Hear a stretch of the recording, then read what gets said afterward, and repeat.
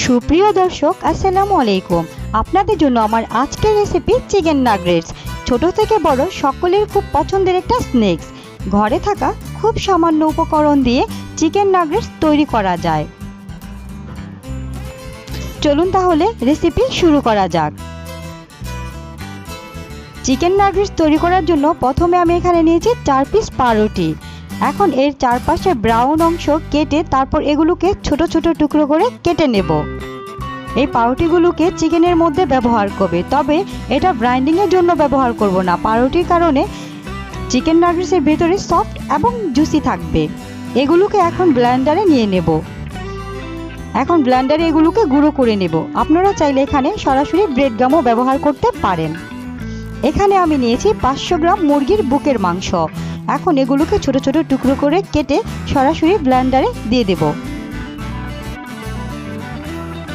তারপর এর সাথে দিয়ে দিব 2 টেবিল চামচ সয়া সস, হাফ চামচ লবণ, হাফ চামচ সাদা গোলমরিচের গুঁড়ো, হাফ চামচ পাপরিকা পাউডার। এর বদলে আপনারা এখানে মরিচের গুঁড়ো ব্যবহার করতে পারবেন। এবং সর্বশেষ দিয়ে দেব 1 টেবিল চামচ আদা রসুন বাটা। এখন সবগুলোকে একসাথে ভালোভাবে মিশিয়ে নেব। এখন ব্লেন্ডারে এগুলোকে বিট করব। দেখুন ব্লেন্ডারে বিট করা হয়ে গেছে। এগুলো খুব মিহি করতে হবে না, আধা ভাঙ্গা করলেই হবে। এখন এগুলোকে একটি পরিষ্কার বোর্ডে নিয়ে নেব।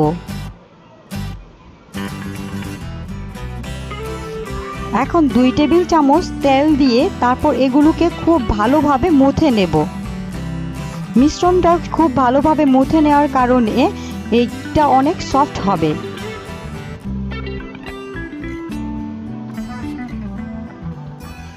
এখন সাইডে যে অংশটুকু আমরা কেটে এটাকে সমান করে নেব।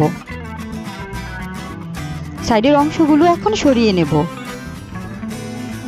এখন নাগেটসের সাইজ অনুযায়ী আপনারা এখানে পিস পিস করে কেটে নেবেন।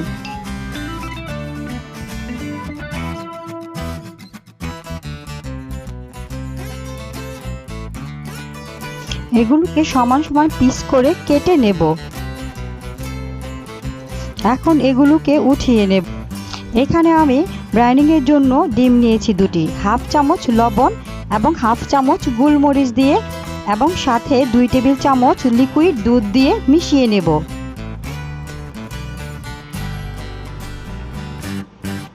মেশানো হয়ে গেলে এখন বাটিটি সাইডে রেখে দেব। এখানে নিয়েছি আমি কিছু ব্রেড গামস।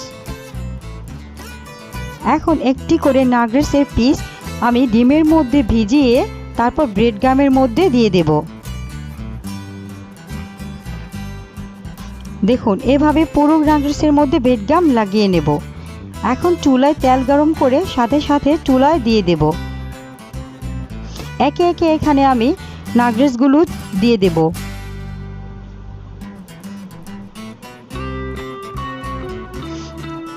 এখন উল্টে দেব।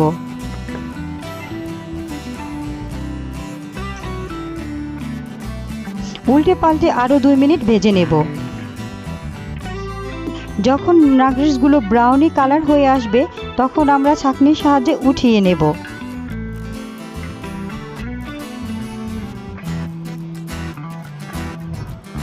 একইভাবে আমি সবগুলো নাগেটস ভেজে নেব। বাস এভাবে সহজেই আপনারা বাসায় তৈরি করতে পারবেন এই মজাদার চিকেন নাগেটস। যদি আজকের রেসিপি ভালো থাকে তাহলে চ্যানেলটি সাবস্ক্রাইব করে রাখবেন। আজকে এই পর্যন্তই। আল্লাহ হাফেজ।